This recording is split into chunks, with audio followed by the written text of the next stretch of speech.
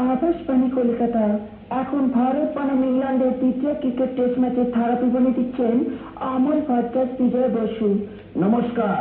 ভারত বনাম ইংল্যান্ডের দ্বিতীয় cricket test match Kolkata Eden উদ্যানে আরম্ভ হচ্ছে। মাঠে আকাশ পরিষ্কারচ্ছন্ন, মেঘলা আকাশ, চাঁদ ফুটে বেরিয়েছে, রৌদ্র ঝিলমিল করছে, মাঠে দর্শকে পরিপূর্ণ। খালি আমার পাশের আসনটি শূন্য, এটাতে আমার স্ত্রী এসে বসবেন, নাতিনি এসে গেছেন, বেশ সেজে গুজিয়ে এসেছেন। আমি দেখতে পাচ্ছি অনেক আগে দুজন আম্পায়ার হামসার ধামসা মাঠে নেমে পড়েছেন। দুজনের মুখের থেকে পানের পিচ ফেলছেন আর মাঠের পিচটি পেটে দেখছেন। মাঠে নামছেন ইংল্যান্ডের অধিনায়ক নটি লুইস, আর তার পেছনে নামছেন হান্টার উড মানে চাবুকের কাঠ, আর তার পেছনে নামছেন ভারী উড মানে ভারী কাঠ। ওপাশ থেকে নামছেন আমাদের ভারতীয় দলের অধিনায়ক সোয়াদেকার। মাঠে শুয়ে পড়ার আগে নেমে পড়েছেন। সোয়াদেকারের পেছনে পেছনে আরো দু তিনটে কার। হ্যাঁ, এবারে টসে পরাজিত হয়েছেন ইংল্যান্ডের অধিনায়ক নটি। আমার মনে হয় ব্যাট করতে নামবেন ভারতীয় দল আর ফিল্ডিং করতে নামবেন ইংল্যান্ড দল। এই ফাঁকে আমি অমলবাবুকে বলবার জন্য অনুরোধ করছি। এই খেলা ভারী সুন্দর খেলা। এটা যে ছেলে খেলে দলটা দেখলি পড়ে যায়, এটা ক্রিকেট খেলা, বুঝলো বিজয়? এই খেলার আগে আমি কতবার দেখেছিলাম অস্ট্রেলিয়ার অধিনায়ক লরির খেলা। সেই লরির যে কত বড় লরি, সেটা যে 50 টনের লরি, তা দেখলেই বোঝা যায়। এই লরিটার ভারতীয় দল যেভাবে ফাটিয়েছিল, দেখা যাক নটি লুইসকে সেভাবে ফাটাতে পারে কিনা। যাই হোক, খেলা আরম্ভ হতে চলেছেন। এখন ভারতীয় দলের দুটো ছোট ছোট কার ব্যাট করতে নামছেন, পুরোকার আর ভাঙাকার। ওদিকে নটি ভালোই ফিল্ডিং সাজিয়েছেন। কভার পয়েন্টে দুটো, স্লিমিটনে একটা, গালিতে একটা, নালিতে একটা, উইকেট কিপার দুটো। আগে না, অমলবাবু উইকেট কিপার একটা, খেলছে বিখ্যাত খেলোয়াড় নট। ও হ্যাঁ, আমি চশমার ফাঁক দিয়ে দেখতে পাইনি। উইকেট কিপার একটা, উইকেট কিপার নাট হাতে বলটি নিয়ে বোলারের দিকে তাকিয়ে আছে। কিভাবে ভারতীয় দলকে ওই টাইম দেওয়া যায়। এখন হাইকোর্ট প্রান্তকে বল করতে আছেন গ্রিস কোল। এই গ্রিস যে কোল নয়, তার গরম বল দেখলি বোঝা যাবে। ব্যাট করছেন ভাঙাকার, আসছেন বল করতে। ওভারে প্রথম বল করছেন, সঙ্গে সঙ্গে সোপানে ঘুরে গেছেন। বলটা একটু ইয়ার্কি ধরনের ছিল, কিন্তু ভাঙাকার কোন রকম ইয়ার্কি না মেরে আস্তে করে ঠেলে দিয়েছেন। এ বলে কোনো রান ওঠেনি, আর কোনোদিনও রান উঠবে না। আবার এসে বল করতে, পরে বল সঙ্গে সঙ্গে ঘুরে গেছেন না। বল ব্যাটে বলা হয়নি, গাঁটে ভুলে হয়েছে। গাঁটে লেগেছে, খুব জোরই লেগেছে। গাঁটে হাত বুলেছে। এই গাঁট যে কত বড় গাঁট, তা দেখলি বোঝা যায়। আচ্ছা অমলদা, আপনি এর আগে অনেক খেলা খেলেছেন, আপনার কোনোদিন গাঁটে লেগেছিল? হ্যাঁ লেগেছিল, লেগে ফুলে আলু হয়ে গেছিল। যাই হোক, আবার পরে বল করেছেন, সঙ্গে সঙ্গে নেট কাট করেছেন না, তার আগেই কাটলেট হয়ে গেছে, একেবারে ভাজা কাটলেট, পুরোপুরি পরাস্ত, আউট। এই বল কেন পারে? আমার মনে হয় বলটা একটু নিচু হয়েছিল। আপনার কোথায় যাকে বলে গরম বল, বলটা ছেড়ে দিলেই ভালো করতো। তুমি ঠিকই বলেছো, বলটা ছেড়ে দিলে ভালোই করতো, কিন্তু সব বল যদি ছেড়েই দেবে, তাহলে মারবে কোন বলটা? রাস্তে জানি না। এখন ভাঙাকার ফিরে যাচ্ছে প্যাভিলিয়নের দিকে। এখন কে আসবে বলতে পারি না। আমার মনে হয় আমি দেখতে পাচ্ছি অমলদা, এখন দুজন মালি আসছে আদা ও জলের গাড়ি নিয়ে প্যাভিলিয়নের দিক থেকে। আদা জল খাওয়ার পর আবার খেলা শুরু হতে চলেছে। আচ্ছা অমলদা, ভারতীয়দের মধ্যে কোন পুরাতন প্লেয়ারকে খেলালে ভালো করতে বলে আপনার মনে হয়? আমার মনে হয় হনুমানকে খেলালে ভালো করতো, কেননা হনুমানের খেলা আমি গাছে ডালে রাস্তাঘাটে বহু জায়গায় দেখেছি। সেই হনুমান যে কত বড় হনুমান, তা না দেখলে ভাবা যায় না। তাহলে এখন দেখতে পাচ্ছি মাঠে নামছেন আমাদের জুরানি। এই জুরানিকে আপনার কেমন লাগে? এই জুরানির খেলা আপনি এর আগে কোথায় কোথায় দেখেছেন? এই জুরানি, জু মানে চিড়িয়াখানায় জন্মেছিল বলে ওর নাম হচ্ছে জুরানি। শুধু তাই নয়, জুরানি চোখ জুড়ানো মারও মারতে পারে, সেটা একটা কথা।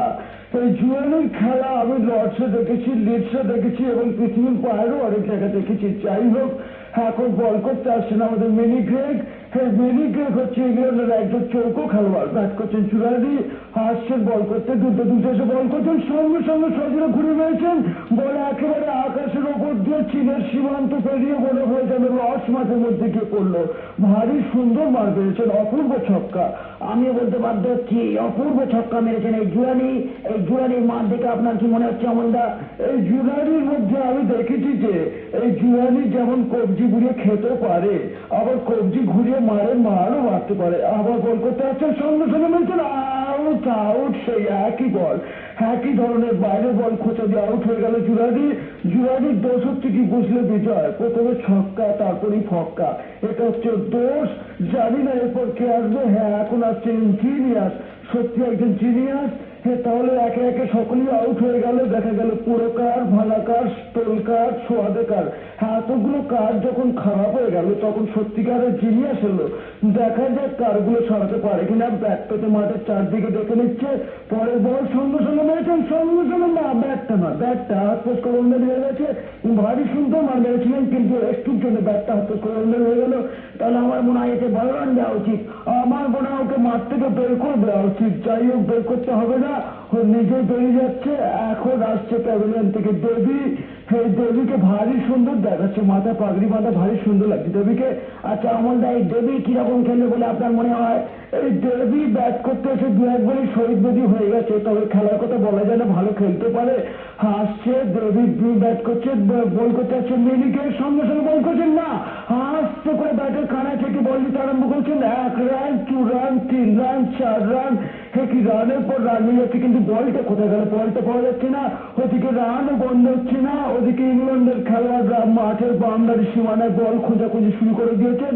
হ্যাঁ, 12টা রান নেওয়া হয়ে যাওয়ার পর মিনি মনুমেন্ট গ্রেগ দেবীর মাথার পাগড়ির ভেতর থেকে বলটা নিয়ে দেবীকে আউট করে দিল। দেবী প্যাভিলিয়নে ফিরে যাচ্ছে। হ্যাঁ, আমাদেরও ফেরবার সময় হলো। এবার বিজয় কিছু বলবে। আমার কিছু বলার নেই, শুধু বলবো এই দেবী আমাদের জ্বলন্ত ক্রিকেট দেখিয়েছে। জানি না এই দেবীর 12 রান ভারতীয় দলে যোগ হবে কিনা। ওদিকে খেলাও শেষ, আম্পায়ার উইকেটের বেল নিয়ে পকেটে পড়েছে। এদিকে আমাদের শেষ হয়ে গেছে গ্যাস, এখন পকেটে পড়ব ক্যাশ। স্টুডিওতে ফিরে যাচ্ছি, নমস্কার।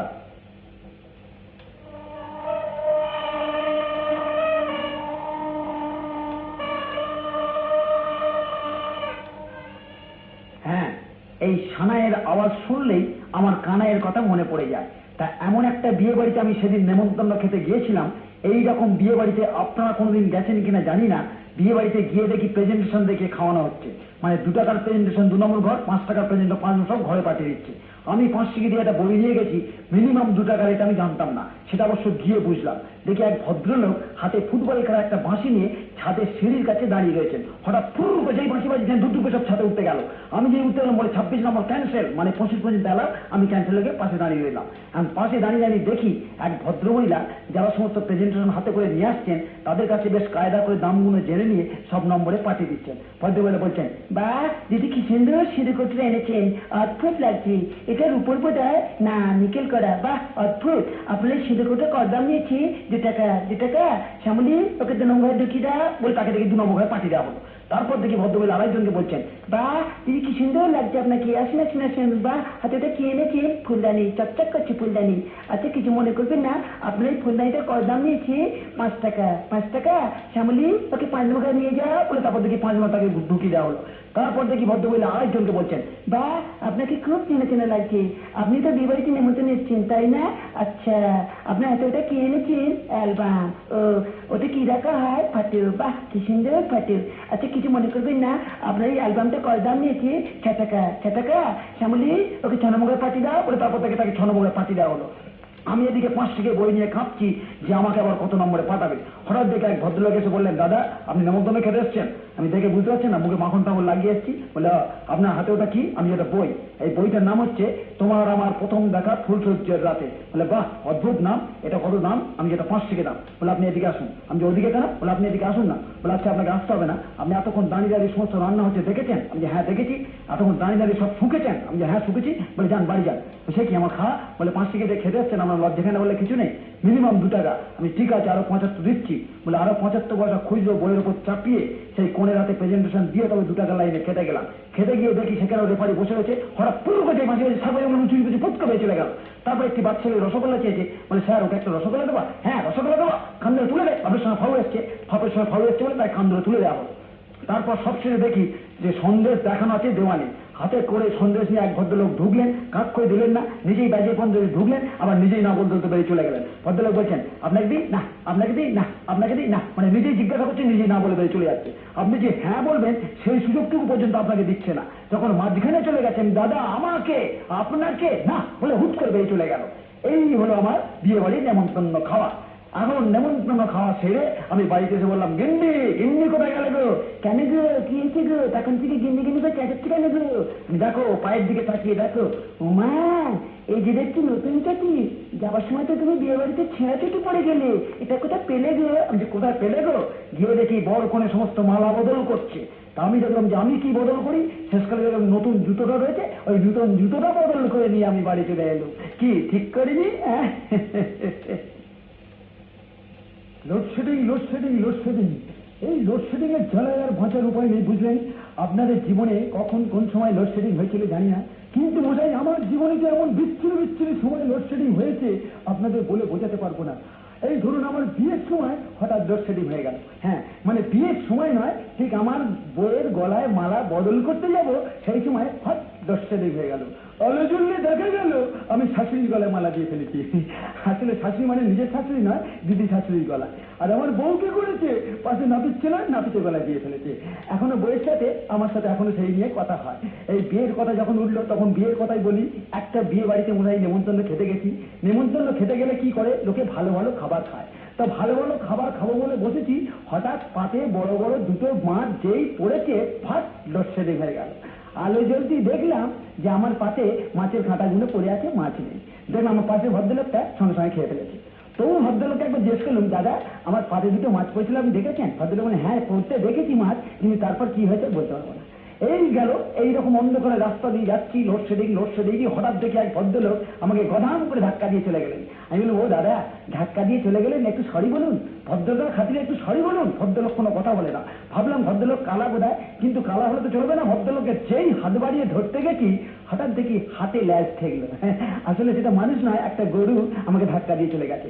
তখন নিজেই বললাম সরি বলে পাশে সরে গেলাম। এইরকম সবচেয়ে বড় বড় ঘটনা হচ্ছে জানেন, হঠাৎ একদিন এক ভদ্রলোক কি বলবো, তার বউয়ের সাথে ঝগড়া করে লাইনের মাথা দিয়ে মরবে বলে যেই রেল লাইনের মাথা দিয়ে শুয়েছে, ট্রেন ছুটে আসছে, গেল গেল গেল গেল, লোকটা মরে গেল, কিন্তু গেল না। ফাট কারেন্ট অফ হয়ে গেল, ট্রেন একদম ভদ্রলোকের কাছে এসে থেমে গেল। ভদ্রলোকে তখন আর মরা হলো না। এই হচ্ছে সমস্ত লোডশেডিং এর ব্যাপার। আরো আছে, সেদিন এই ডাক্তারখানায় গিয়ে দেখি ডাক্তারবাবু এক রুগীকে ইঞ্জেকশন যেই দিতে যাবে, ফাট লোডশেডিং হয়ে গেল। সঙ্গে সঙ্গে একদিন চেঁচিয়ে বলল, ও ডাক্তারবাবু কাকে ইঞ্জেকশন দিলেন? আমি রুগী নয়, আমি ভুগি, আপনার ভাগ্নে ভুল করে ডাক্তারবাবু অন্য একজনকে ইঞ্জেকশনটা পুড়ে দিয়েছে। এই সমস্ত লোডশেডিং এর ব্যাপার, বুঝলেন? শুধু নয়, আরো অনেক ঘটনা আছে। সেদিন এমন একটা বিচ্ছিন্ন ঘটনা ঘটে গেল, এক ভদ্রলোক নিচের তলা থেকে যেই লিফটে করে উঠতে যাবে, ফট 5 তলায় এসে লোডশেডিং হয়ে লিফটটা থেমে গেল। আর ভদ্রলোক নিচেও নামতে পারে না, ওপরে উঠতে পারে না। এবার যখন কারেন্ট এলো, মানে আলো যখন জ্বললো, তখন দেখা গেল ভদ্রলোক আর ইয়ে জগতে নেই, একেবারে ওপরে উঠে গেছে।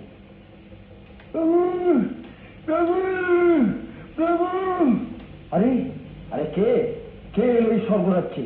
এই কি অভিনেতা জহর রায়, তুমি এখানে? তোমার তো এখন মরতে থাকার কথা, এখন এখানে আসার কথা নয়, তুমি এখানে এলে কেন? পয়সার কথা নয়, কিন্তু এলাম কেন শুনুন।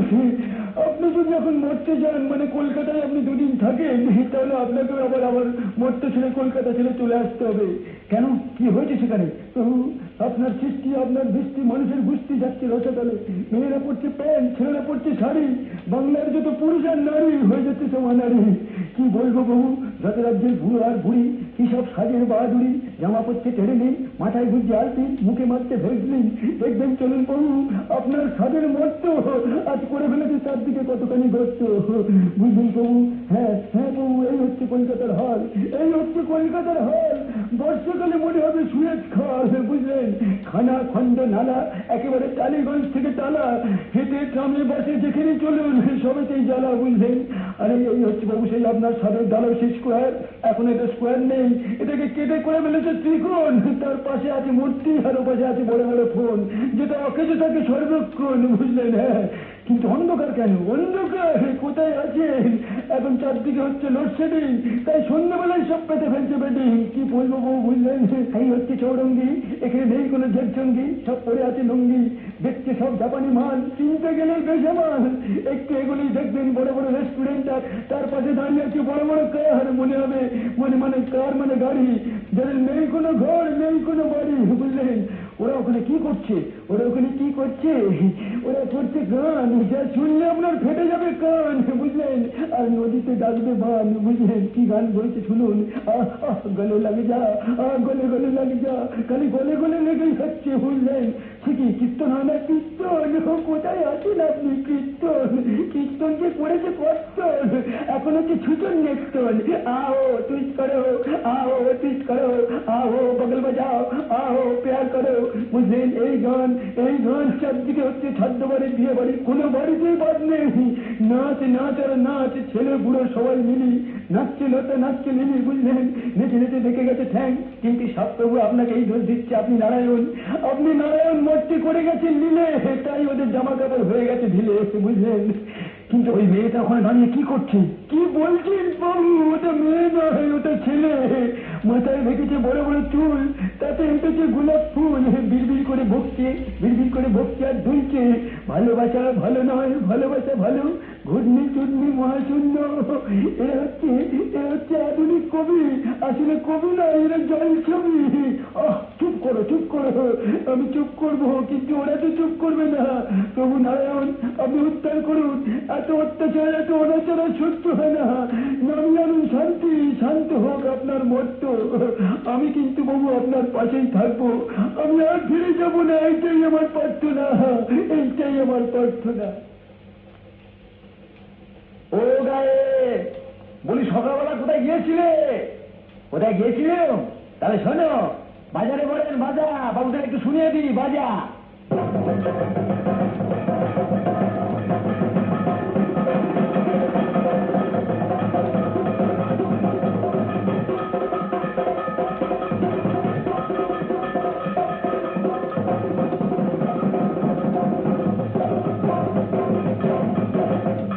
আরে শোনেন বাবু, সকলে শোনেন বন্ধুগণ, আজ আলু পটলের খরচায় হবে, শোনেন গো এখন। আরে প্রথমেতে বাজারেতে, ও দাদা প্রথমেতে বাজারেতে কিনতে গেলাম আলু, দেখতে বসেছে তাই দেখেছে না মোদের লালু। এই আলু ভাতে আলুর দম, ও দাদা আলু ভাতে আলুর দম, আলু ভাজা ভাই, খাবার ইচ্ছা হলো বলে কিনতে গেলাম তাই। বলে আলু পাবেন ঠান্ডা গড়ে, ও দাদা আলু পাবেন ঠান্ডা গড়ে, বাজারেতে নাই। আলু করে তখন আমি পটল কিনতে যাই। পটল বাবু তুলে খান, ও দাদা পটল বাবু তুলে খান, কিনবে কেমন করে? আর দাম শুনলেই হঠাৎ বাবু যেতে পারেন মরে। আরে এই না শুনে দুঃখ হলো, ও দাদা এই না শুনে দুঃখ হলো, ওই আমার পটল খাওয়া হলো না, ওই আমার পটল খাওয়া হলো না। মনেতে ইচ্ছা ছিল, মনেতে ইচ্ছা ছিল, মনেতে ইচ্ছা ছিল।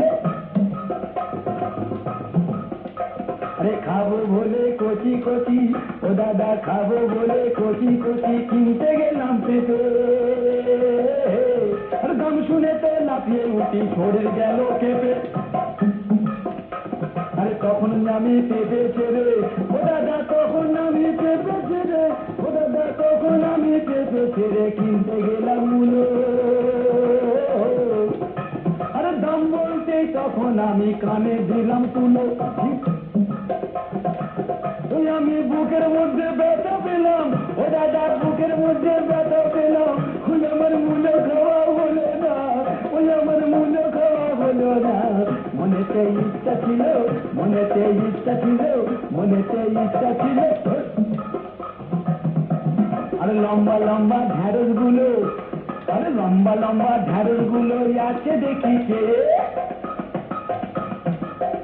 আরে ভেবেছে বুঝি এবার আমায় খাঁচাই নে দেখে। আরে লম্বা লম্বা ঢ্যাঁড়স গুলো আছে দেখিছে। আরে বাবু বুঝি এবার আমায় খাঁচাই নে দেখে। আরে সরু সরু কুলি বেগুন, ও বাবা সরু সরু কুলি বেগুন, দেখতে তো বেশ ভালো, ছড়িয়ে ছিটিয়ে দেখছে বসে সাদা রঙের কালো। আরে বেগুন পোড়া বেগুন ভাজা, ও দাদা বেগুন পোড়া বেগুন ভাজা খাবার ইচ্ছা হলো। আরে কিনতে গিয়ে হোটেল গেলাম দাম এই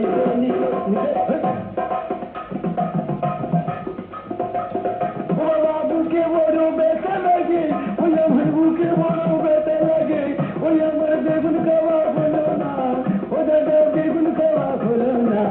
মনেতে ইচ্ছা ছিল, মনেতে ইচ্ছা ছিল, মনেতে ইচ্ছা ছিল। আরে বাঁধাকপি ফুলকপি, ও কপি বাঁধাকপি ফুলকপি খাবার ইচ্ছা হলো। আরে মনের ইচ্ছা মনেতেই সেদিন থেকে গেল। ও দাদা এমন তারি দাম শুধালো, ওই আমার এমন তারি দাম শুধালো, ওই আমার কপি খাওয়া হলো না, ওই আমার কপি খাওয়া হলো না। মনেতে ইচ্ছা ছিল, মনেতে ইচ্ছা ছিল, মনেতে ইচ্ছা ছিল।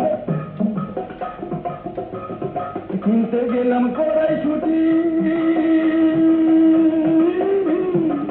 ও দাদা কিনতে গেলাম কড়াইশুঁটি, ওটারই দাম শুনে খাই লুটো পুটি, ওই আমি হেসেই হলাম লুটো পাটি, ওই আমার ছুটি খাওয়া হলো না, ওই আমার ছুটি খাওয়া হলো না। মনেতে ইচ্ছা ছিল, মনেতে ইচ্ছা ছিল, মনেতে ইচ্ছা ছিল। আরে হঠাৎ দেখি কুমড়োর ফালি, হঠাৎ দেখি কুমড়োর ফালি মুচকে মুচকে হাসে। আরে হঠাৎ দেখি কুমড়োর ফালি মুচকে মুচকে হাসে।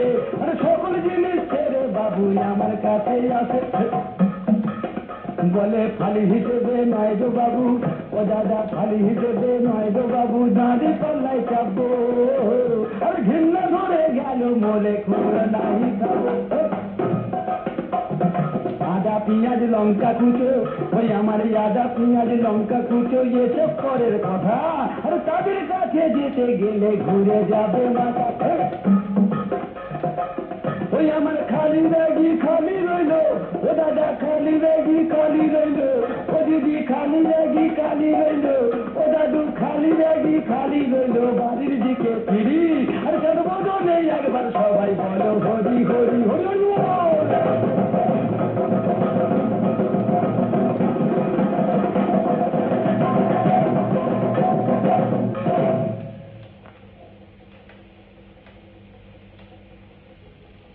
কই গো কোথায় গেলে? আশ্চর্য বই শুনতে পাচ্ছ না? কোথায় গেলে? কই গো? এই মদা মদা, তোর মা কোথায় গেছে রে?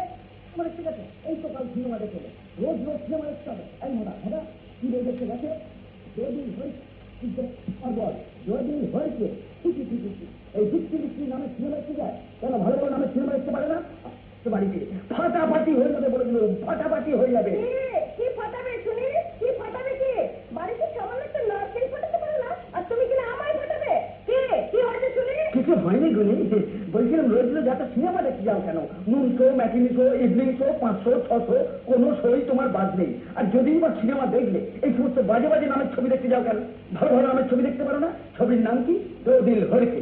দো দিল হড়কে মানে জানো? দো দিল হড়কে মানে হচ্ছে তোমার আমার দুজনের মন কোনদিন হঠাৎ করে হড়কে যাবে। দেখো, সিনেমা দেখতে যাই মানেই জানতে চাই না। কালকেও যাবো, পরশুও যাবো, রোজ রোজ যাবো। সিনেমা না দেখলে আমার ভাতই হজম হয় না। আমার বিয়ের সময় আমার বাবা তোমার বাবাকে তো বলেই দিয়েছিল যে আমার মেয়ে একটু সিনেমা দেখতে ভালোবাসে, আর তুমি তো তখন ঘাড় নেড়েছিলে। সিনেমা দেখা হচ্ছে আমার নেশা। কালকের বইটা আরো ভালো। বইটার নাম কি জানো? সুনো বাদন তেরি বাদন। বুঝতে পারলাম না, আবার বলো। সুনো বাদন তেরি বাদন। এই একটা নাম শুনে ঘাবড়ে গেলে? আরো কত ভালো ভালো নামের ছবি আছে। দুল্লে বাচ্চা বলি ছবির নাম শুনেছো? না শুনিনি, বাপের জন্য শুনিনি, তবে কৃষ্ণের কথা বলি শুনেছি। যাক, আমার আর সিনেমা দেখে কাজ নেই। আসল কথা হচ্ছে আমাদের মেয়ে মনি কাল মামার বাড়ি থেকে চলে আসছে। মনি এখন বড় হয়েছে, তাই বলছি তার সামনে এরকম সেজে গুজে যখন তখন বেশি সিনেমা দেখতে যাও না, বুঝেছো? দেখো, আমার মেয়ে মনি আর তুমি হচ্ছে তার বাপ শনি। তুমি আমায় শেখাবে আমি কিভাবে চলবো না চলবো? মনিকে আমি সিনেমার হিরোইন করবো, তাতে আমারও খুব নাম হবে আর তোমার না না না না, তোমার কিচ্ছু হবে না। তুমি শুধু বসে বসে দেখবে। যাও বাইরের ঘরে গিয়ে বসো, চা পাঠিয়ে দিচ্ছি। আচ্ছা, দিনের পর দিন তোমার এত মেজাজ হয়ে যাচ্ছে কেন বলো তো? বুঝেছি, বেশি সিনেমা দেখে দেখে তোমার মাথা গরম হয়ে যাচ্ছে, ডাক্তার দেখানো কি দরকার। বললে? আমার মাথা গরম হয়ে যাচ্ছে আর তোমার মাথাটা বুঝি খুব ঠান্ডা হয়ে আছে? তুমি বা সিনেমার নাম শুনলে এত চটে যাও কেন বলো তো? আগেই তো বলেছি সিনেমা দেখ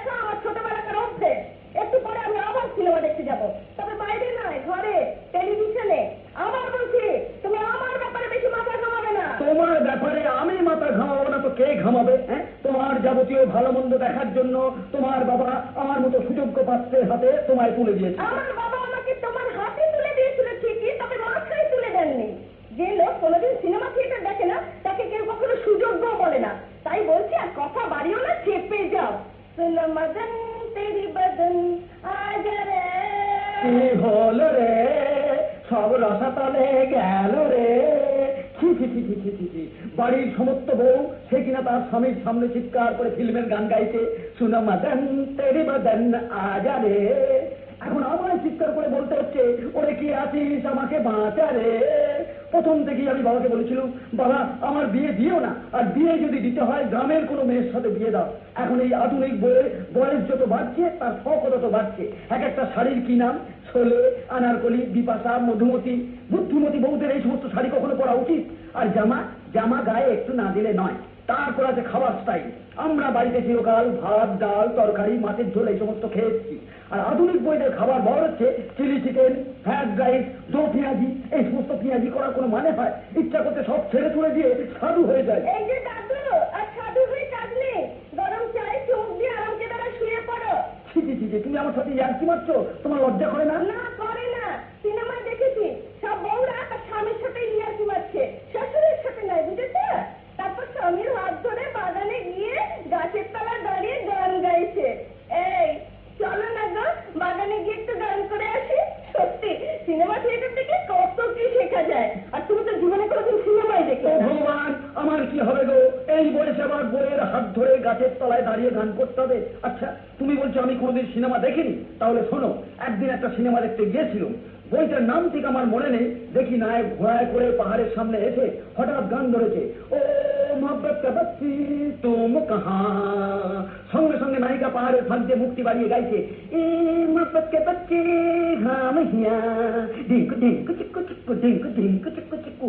তারপর কলসিকাকে কতগুলো সখী গাইতে গাইতে বেরিয়ে পড়লো, ওই ওই ওই লটপট ওই ঝটপট ঝটপট পটপট ঝটপট পটপট। তারপর হঠাৎ ভিলেন কোথা থেকে এসে হঠাৎ বলতে আরম্ভ করলো, হজ্জা খামুশ अभी लज्जी को बच्चे हम तरी कच्चे अपनापन बच्चे डिचुং डिचুং ডিচুং। ব্যাস, ভিলেনের সাথে হিরোর মারামারি, হলের মধ্যে গড়াগড়ি, সিটি ফিটি মেরে চেয়ার টিয়ার ফাটি এক এক কার কাণ্ড। ওহ, বাইরে বেরিয়ে 4টে ট্যাবলেট খেয়ে তবে হাফ ছেড়ে বাঁচি। তাই বলছি গিন্নি, রুচি পাল্টাও, বুঝলে? রুচি পাল্টাও। খারাপ খারাপ সিনেমা না দেখে ভালো ভালো সিনেমা দেখো। চলো, কাল আমরা দুজনে এক রিক্সায় চেপে একটা ভালো সিনেমা দেখে আসি। ওরে বাবা রে, কোথায় যাবো রে? হ্যাঁ গো, তুমি যাবে আমার সঙ্গে সিনেমা দেখতে? যে লোক সিনেমার নাম শুনে ছুটে যায় সে যাবে সিনেমা দেখতে? হ্যাঁ গো, সত্যি বলছো তুমি সিনেমা দেখতে যাবে? হ্যাঁ, সত্যি বলছি। খুব ভালো একটা ছবি এসছে। ছবিটার নাম হচ্ছে পথের পাঁচালী। দুজনে একসঙ্গে এক রিক্সায় চেপে হর্ন বাজাতে বাজাতে একসঙ্গে সিনেমা দেখে আসবো। বইটার নাম পথের পাঁচালী। সিনা পথের পাঁচালী? হ্যাঁ, শুনেছি খুব ভালো বই। তাহলে তুমি আমার বলবে না, বকিনি, আদর করেছি। ধমকেছি, আদর করেছি। গিন্নি, ও গিন্নি, বলে একটু তাড়াতাড়ি করো, অফিসের যে দেরি হয়ে যাবে। কোনো রকমের মশাই নাচে মুখে দুটো গুঁজে ছুটতে ছুটতে যখন স্টেশনে এলাম, দেখি প্ল্যাটফর্মে লোকে লোকারণ্য। আমি একজনকে জিজ্ঞেস করলাম, দাদা কি ব্যাপার বলুন, এত ভিড় কেন? ভদ্রলোক বলে, মশাই 4খানা ট্রেন এখনো আসেনি। আমি সে কি, কখন আসবে? বলে, কখন আসবে? এই বলতে বলতেই দেখি সবাই খেঁচে উঠলো, আসছে আসছে ট্রেন আসছে ট্রেন আসছে। বাদুর ঝোলার মতো ঝুলতে ঝুলতে যখন স্টেশনের প্ল্যাটফর্মে এসে ট্রেনটা দাঁড়ালো, তখন যে কি অবস্থা, মনে হয় কি বলবো। একে খোঁচা দিয়ে তাকে খোঁচা দিয়ে কোনো রকমে যেই ট্রেনের ভিতরে তৈলঙ্গ স্বামী হয়ে দাঁড়িয়ে আছি, দাঁড়িয়ে হ্যান্ডেল ধরতে না পেরে একজনের জামার কলার ধরে টানতেই ভদ্রলোক চেঁচিয়ে উঠলো, ও মশাই, জামার কলার চেনে হ্যান্ডেল ধরুন। আমি হ্যান্ডেল? কার হ্যান্ডেল ধরবো দাদা? হ্যান্ডেল কোথায়? হ্যান্ডেল আছে ব্যান্ডেলে। হঠাৎ দেখি আমার স্যান্ডেলে একজন চাপ দিয়ে দাঁড়িয়ে আছে। আমি বলি, দাদা পাটা যে একদম থেতলে গেল, আপনার এই পাটা একটু সরান। ভদ্রলোক নাচটি বের করে বললে, সরি, কিছু মনে করবেন না। বলতেই আমি এক্ষুনি সরে গেলাম। সরে গিয়ে দেখি সেই ভিড়ের মধ্যে এক ভদ্রলোক নেশা চাপতে না পেরে নাকে দুটো বড় বড় গর্ত, এতখানি ভস ভস করে খানিকটা নস্যি নিয়ে হ্যাঁ করে আমার জামা কাপড়ে থুতু সিগনিতে একদম 1920 একদম নকশা করে দিলে। সে কি বলবো মশাই। তারপর খানিকটা ভদ্রলোক বললেন, ও দাদা দেখেছেন আমার জামা কাপড়টা কি করলেন? ভদ্রলোক সকালবেলা উঠে বোধহয় দাঁত মাজিনি, সেই অবস্থায় ভদ্রলোক আমাকে বললো, সরি, কিছু মনে করবেন না। আমি যে এই যে সরি বলে কাছে সরে গেলাম। প্রচন্ড গরম হচ্ছে, একটাও পাখা নেই। প্রচন্ড গরম। আমি যে, ও দাদা ট্রেনের মধ্যে কি একটাও পাখা নেই? ভদ্রলোক আমাকে আগে হেসে বললেন, কদিন ধরে আপনি ডেলি প্যাসেঞ্জারি করছেন, ছাতের দিকে তাকিয়ে দেখুন। ছাতের দিকে তাকিয়ে দেখি যে লেখা রয়েছে ফ্যান তোলেন, তার পাশে লেখা রয়েছে ফ্যান খোলেন। মানে যেটা খোলেনি সেটাকেও খুলে নিয়ে যেতে বলছে। এইরকম করে কোন রকমে হাওড়া স্টেশনে যখন গাড়ি এসে পৌঁছলো, তখন ওই বালির লরির ঢাকনা খুলে দিলে যেরকম অবস্থা হয়, বালি যেরকম হুড় করে পড়ে যায়, ঠিক সেই রকম প্ল্যাটফর্মে গাড়ি দাঁড়াতেই হুড় করে সব প্ল্যাটফর্মে গড়িয়ে গড়িয়ে সব দণ্ডি খাটতে লাগলো। সবাই বাস ধরার জন্য ছুটেছে, গেটে দাঁড়িয়ে আছে শেখার, সে এখন বেকার, সে এখন নির্বিকার, সকলে যাচ্ছে আর বুক চাপড়াচ্ছে, বলছে মান্থলি, বুক চাপড়াচ্ছে আর monthly, ticket monthly, ticket monthly, ticket monthly. এই করে একজন খালি গায়ে লুঙ্গি পড়ে যাচ্ছিল বিনা টিকিটে, সে উনি বলে টিকিট মান্থলি, সঙ্গে সঙ্গে শেখার বললো আপনি পান খেয়ে যান এক খেলি। এই করে চলে গেলাম। তারপরে বাসের চ্যানেলে গিয়ে দেখছি একটাও বাস নেই। যখন অনেকক্ষণ বাদে একটা বাস এলো, তখন এমন অবস্থা কি বলবো মশাই বুঝলেন, ঘোটাঘুটি শুরু হয়ে গেল, কেউ উঠতে পারে না, কেউ নামতে পারে না। আমি একজনের বগলের তলা দিয়ে টুক করে ভেতরে ঢুকে গেল। ঢুকে গিয়ে দেখলাম যে আমি প্রথম ব্যক্তি উঠলাম, যে আমি এবার সিটে বসবো, কিন্তু সিটে দেখলাম একটাও সিট খালি নেই। বাসের তলা ফুটো করে সব আগে থেকে উঠে বসে আছে। এই রকম যাচ্ছি যাচ্ছি যাচ্ছি যাচ্ছি, হঠাৎ দেখি তারপরে এক ভদ্রমহিলা উঠেছেন, আমাকে একটু জায়গা দেবেন, আমাকে একটু ছেড়ে দিন না সিটটা। সঙ্গে সঙ্গে যারা সিটে ঘুমোচ্ছিল তারা বললে আগে সিট খালি আছে। এই করে ভদ্রমহিলা শরীর দেখাতে দেখাতে কোনো রকম গিয়ে একটা সিটে গিয়ে বসলো। এইরকম যাচ্ছি, তারপরে ঘন্টা টিকিট চাইছে, টিকিট টিকিট, সবাই ঘাড় নেড়ে দিচ্ছে, টিকিট ঘাড় নাড়ছে, কেউ আর টিকিট কাটে না, সবাই ঘাড় নাড়ছে, টিকিট সবাই ঘাড় নাড়ছে। আমাকে বলে টিকিট, আমি এই নিন টিকিট, বলে এই যে ঘাড় নাড়লেন, ঘাড় নাড়লেন কোথায়, হ্যাঁ বাসে ধরছে ঘাড়ে ধরছে।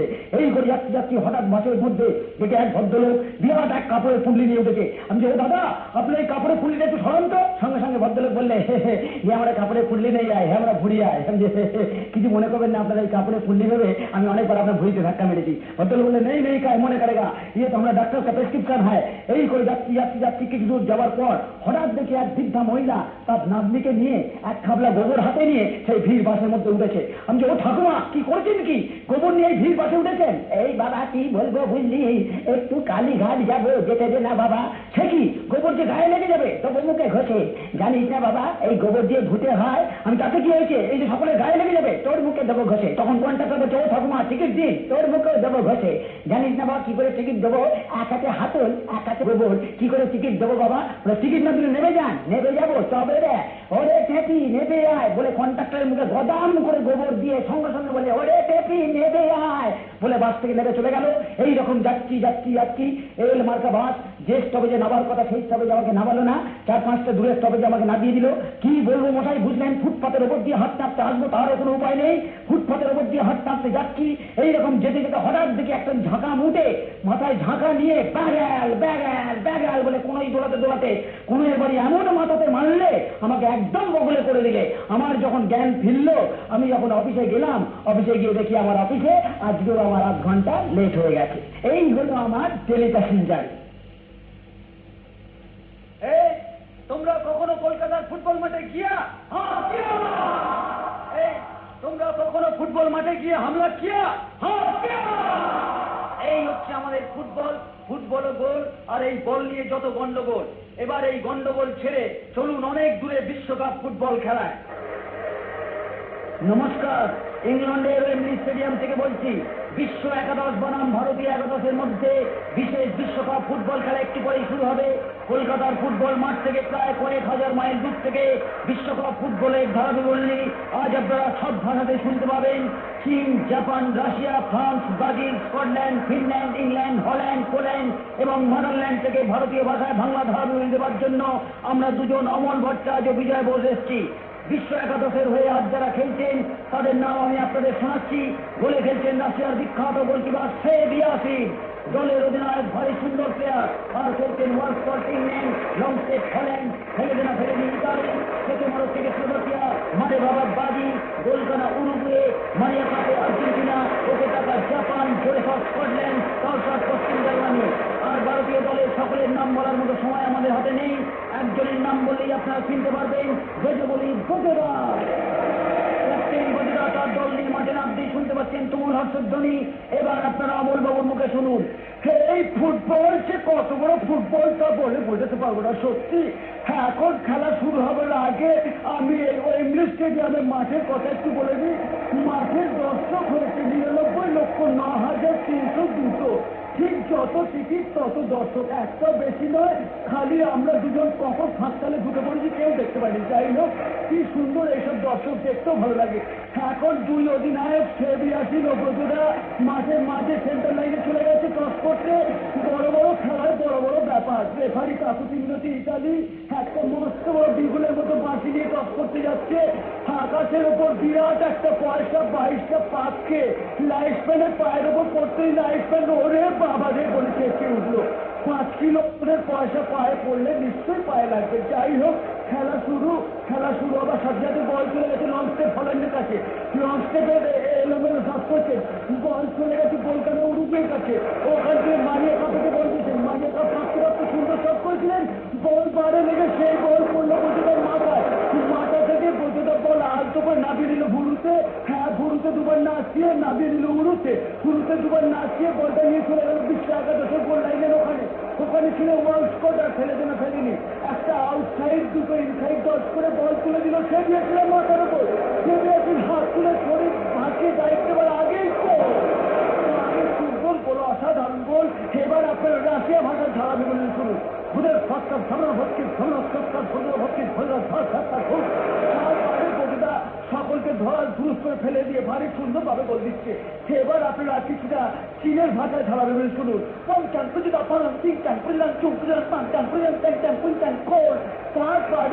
সকলকে কাটিয়ে খুঁটিয়ে আবার গোল দিয়ে যাচ্ছে, ভারী সুন্দর গোল। এবার আপনারা ফ্রান্স ভাষায় কিছুটা ধারা বিবরণ শুনুন। ট্রুপে থাপা প্রতিটা ফুদে থাপো নেতা ফুদে।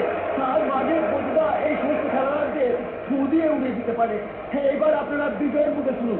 বল চলে গেছে মানে বাবা ব্রাজিলের পায়ে, ওখান থেকে থ্রু পাস করেছেন, বল ধরে দিয়ে হল্যান্ড ওখান থেকে ছুটে এসছে। প্রতিটা বল কেড়ে নিল। প্রতিটা একাই 1 কোটি 60 কোটি ভারতের প্লেয়ার। সেন্টার লাইন থেকে বল বুক থেকে নামালো পেটে। গোলের কাছে প্রতিটা গোলকিপার সেরিয়াছেন ছুটে ওঠার আগেই প্রতিটা বল ছেড়ে দিল চলে। গোলকিপার সেরিয়াছেন। এবার আপনারা অমল বাবুর মুখে শুনুন। এই গোল ভারী সুন্দর গোল। সত্যি বিশ্বকাপে এই প্রথম পেট দিয়ে গোল হয়ে গেল। এই পেট যে কত বড় পেট, সত্যি এই পেট না থাকলে ভাবা যায় না। সত্যি অপূর্ব পেট। সবাই হাঁপাচ্ছে আর বজুদা কাঁপাচ্ছে। এখন দেখতে পাচ্ছি রেফারি কাকুতি মিনতি ছুটে এসে বজুদাকে বলছে আর পারছি না মশাই, এই গোলের বাঁশি বাজাতে বাজাতে আমার বাঁশির ভেতরের কুলবিচিটা ক্ষয়ে বেরিয়ে গেছে। তাই বাঁশি বদল করতে হাফ টাইমের বদলে এখন কোয়ার্টার টাইম চাই। আবার খেলা শুরু। এবার বিজয়ের মুখে শুরু। এবার বল চলে গেল গোলকানা উরুগুয়ের কাছে। বিখ্যাত ফরোয়ার্ড বল পেয়ে তুলে তুলেছে, অল্প করে ব্যাক পাস করলো। বল পেলো মানে বাবা ব্রাজিল। মানে বাবা অনেকক্ষণ ধরে ভাববার আগে বল কেড়ে নিল। জোরালো শট, বল চলে গেল বজুদার সামনে। বজুদা সেই উড়ন্ত বলে চলন্ত পা চালিয়ে মারলো ব্যাক বলি। বল পোস্টে লেগে ধাক্কা খেয়ে একেবারে কোণে গোলকিপার সেরিয়াসিন পড়লো তোলে। এবার আপনারা অমলদার মুখে শুনুন। এই সত্যি অপূর্ব গোল, ভাবা যায় না। এখন আপনারা জাপানি ভাষায় শুনুন। তোকে টাকা তামাকুতি কোথায় টাকা তামাকুতি টাকা হিমা তাকু বজিরা ফুটে তারপরে বজুদা সকলকে কাতুকুতু দিয়ে ভারী সুন্দরভাবে গোল দিচ্ছে। আবার বল চলে গেছে বজুদার কাছে। বজুদা বলটা হিপ দিয়ে চিপ করে পাস করে দিল। আস্তে করে পাস করে নিজেই তুলে নিল। আবার বল ওখানে চলে গেছে মারিয়া কাপে কি কাঁপিয়ে খানিকটা ফেলে দিল। ওখান থেকে ফেলে দেওয়ার পর লং স্টেপের কাছে, লং স্টেপ ওখান থেকে আসার আগেই সুন্দর জোরালো শট, কোনাকুনি শট করেছে। বল একদম লেগ ছিঁড়ে গোল। ভারী সুন্দর গোল করেছে, অপূর্ব গোল। লেগ ছিঁড়ে গোল হয়ে গেল। আমার মনে হয় এই নেট জোড়া লাগাবার আগেই খেলা শেষ। ডবল নয়, ট্রিপল নয়, 4 হ্যাট্রিক করে বজুদা বিশ্বকাপের বিশ্ব রেকর্ড মাথায় করে মাঠ থেকে বেরিয়ে আসছে।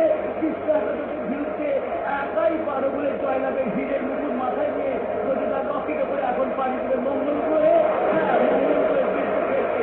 সবাই সাজাচ্ছে কোথায় বজুদা কোথায়। অপূর্ব খেলা, অপূর্ব দর্শক। আর আমাদেরও রাত্রে পেট গরমে এই স্বপ্নে দেখা ফুটবলের ধারা বিবরণী এইখানেই শেষ হলো। আমরা স্টুডিওতে ফিরে যাচ্ছি। নমস্কার।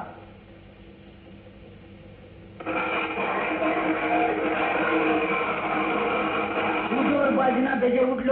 বাঙালির 12 মাসে 13 পার্বণ। সবচেয়ে বড় পুজো দুর্গা পুজো। এই সেদিন দুর্গা পুজোর অষ্টমীর দিন পাড়ার মাঝে একটা ঘটনা ঘটে গেল। ছেলেরা ওখানে নতুন ধরনের দুর্গা পুজো করছে। মাঝখানে দুর্গা প্রতিমা, আর 25 হাত দূরে গণেশ আর লক্ষ্মী, আর তার 25 হাত দূরে কার্তিক আর সরস্বতী। বৃদ্ধ পুরোহিত মশাইকে বলা হলো আপনাকে ছুটে ছুটে আরতি করতে হবে। পুরোহিত মশাই সঙ্গে সঙ্গে বললে, ওরে বাবা, এই বুড়ো বয়সে আবার ছুটে ছুটে আরতি করতে হবে? আচ্ছা বাবা নে। বলে পুরোহিত মশাই এক হাতে পিদিম আর এক হাতে ঘন্টা নিয়ে এই 1 ঘন্টা ছুটে ছুটে আরতি করে আর তারপরের দিন বাড়ি থেকে বের হচ্ছে না। আর ছেলেরা বাড়িতে গিয়ে চেঁচাচ্ছে, ও ঠাকুর মশাই চলুন, ও ঠাকুর মশাই চলুন। ঠাকুর মশাই বলছে, আর ঠাকুর মশাই চলুন, ঠাকুর মশাই এখন হাত পা ফুলে বেলুন, গাঁটে ব্যথা, কোমরে ব্যথা, 1.5 মাইল ধরে যা তোমরা চুকোপাটি খেলিয়েছো, আর আমি পুজো করতে যাচ্ছি না, তোমরা অন্য পুরোহিত ডাকো। কি বললেন? পুজো করতে যাবেন না? না গেলে আপনার গলার মাপ নিয়ে নেবো। কি বললি বাবা? গলার মাপ নিয়ে নিবি? কেন রে, শীতকালে গরম কোট করে দিবি? বলছি না না, শুনুন শুনুন, গরম কোট করে দেবো না, না গেলে পরে আপনাকে চ্যাংদোলা করে নিয়ে যাবো। এই ধর ধর ধর। বলে তবে শুনুন, আপনাকে আর এই ছুটে ছুটে আরতি করতে হবে না, আমরা আপনার জন্য দোলনা ঠিক করেছি, আপনি দোলনায় চেপে আরাম করে দোল খেতে খেতে আরতি করবেন। এই ধর ধর ধর ধর ধর বলে সবাই এই চ্যাংদোলা করে ঠাকুরমশাইকে পুজো মণ্ডপে নিয়ে গিয়ে একেবারে দোলনায় চাপিয়ে দিল। দিয়ে বললো, নিন শুরু করুন। বলে এপাশ থেকে একজন দোল দিচ্ছে, ওপাশ থেকে একজন দোল দিচ্ছে, ঢিঙ্কিতে কিং টিঙ্কিতে কিং টিঙ্কিতে কিং টিঙ্কিতে কিং। পুজোর বাজনা স্পিডও বাড়ছে আর দোলনা স্পিডও বাড়ছে, টিঙ্কিতে কিং টিঙ্কিতে কিং টিঙ্কিতে কিং টিঙ্কিতে টিঙ্কিতে কিং টিং। ব্যাস, খালি দোলনাটা ফিরে এলো। পাশে একটা পচা ডোবা ছিল, ডোবাতে পুরুষ মশাই উল্টে পড়ে গেল। আর সঙ্গে সঙ্গে ছেলেরা নাচতে আরম্ভ করে দিল, অষ্টমীর দিন পুরুষ বিসর্জন টিং কেটে কিং টিং কুটে কিং, অষ্টমীর দিন পুরুষ বিসর্জন টিং কেটে কিং টিং কেটে কিং। এ তো গেল গিয়ে আপনার দুর্গা পুজো। এবার আসুন ছেড়ে দে মা ছেড়ে বাঁচি কালী পুজো। দাদার পুজো, দিদির পুজো, চাঁদার চোটে হচ্ছে পুজো। রাত্রির 12টার সময় ফাংশন করে বাড়িতে ফিরেছি, হঠাৎ দেখি ছেলেরা তখন চেঁচাচ্ছে, ও ছেঁকাদা, ও ছেঁকাদা। তার মানে আমার বাপের দেওয়া নামটা ভুলে গিয়ে আগে থেকে জানিয়ে দিচ্ছে, চাঁদা না দিলে একেবারে ফেঁকে দেবো। আমি বললাম যে কি চাই ভাই? সে আমাদের চাঁদা চাই। আমি চাঁদা চাই। তা তোমার নাম কি? আমার নাম বাসু, ওর নাম নাকু। আমি তার রকম বেঁকে গেছিস কেন? শুধু হয়ে চাঁদা চাইতে পারিস না যে আমাদের চাঁদা দিন? না সে গুরু কদিন ধরে লেটে লেটে না ঠ্যাং বেঁকে গেছে, বুঝতে পারছেন? আসলে কি জানেন, পুজোর 5 দিন আগে প্রতিমা প্যান্ডেলে আসছে আর 15 দিন বাদে প্রতিমা জলে ভাসছে। আর এই কদিন ধরে ছেলেরা খালি প্যান্ডেলে নাচছে। তবে আপনাকে কথা দিচ্ছি, অফ সিজনে আমাদের এই বাঁকা পা সিধে হয়ে যাবে। এই হলো গিয়ে আপনার এই কালী পুজো। এবার আসুন সরস্বতী পুজো। কত পুজো, তার কোনো হিসেব নেই। এখন আবার মাটি আর খড়ের প্রতিমা উঠে গেছে, আটার প্রতিমা, সাবানের প্রতিমা, বাদামের খোলার প্রতিমা, ছেঁড়া কাঁথার প্রতিমা। এক জায়গায় লেখা রয়েছে বিরাট সন্দেশের প্রতিমা। প্রথম দিন ছেলেরা রাত জেগে বলল, খাবার তো কিছু নেই, এক কাজ কর, সন্দেশের ওই হাঁস আর বিনাটা খেয়ে। সঙ্গে সঙ্গে ছেলেরা সন্দেশের হাঁস আর বিনাটা খেয়ে নিল। পরের দিন ছেলেরা বললো, আমরা আর খাবো কি, আমাদের তো খাবার কিছু নেই। তখন বললো, সন্দেশটা খারাপ হয়ে যাবে, প্রতিমাটা খেয়ে নে। বলে শুধু ঘট মাথায় দিয়ে ছেলেরা বিসর্জন দিতে যাচ্ছে। আমি যে কি রে, তোদের প্রতিমা কই? বলে প্রতিমা নিরঞ্জন, প্রতিমা ভক্ষণ। তার মানে প্রতিমা খেয়ে ফেলেছে। আবার এক জায়গায় গিয়ে লেখা হয়েছে, দেখলাম বিরাট বরফের প্রতিমা। গিয়ে দেখি 1 বালতি জল। আমি দাদা প্রতিমা কই? বলে প্রতিমা থাকে, অনেকক্ষণ ধরে বরফের প্রতিমা, বুঝতেই তো পারছেন, গলে জল হয়ে গেছে, ওই বালতিতে জল আছে, বালতি নমস্কার করে চলে যান। এই হলো গিয়ে সরস্বতী পুজো। কিন্তু আরো আছে। সব থেকে ঝামেলা হলো কোথায় জানেন? পুরুষ নিয়ে। প্রচুর পুজো, কিন্তু প্রচুর তো আর পুরোহিত পাওয়া যায় না। সকালবেলা চাটা খেয়ে বসে আছি, হঠাৎ কতগুলো ছেলে এসে বললে, দাদা আমাদের পুজোটা করে দিতে হবে, আমরা সম্পূর্ণ মানুষের দাঁতের প্রতিমা করছি। আমি সে কি রে, এত দাঁত পেলি কোথায়? কেন?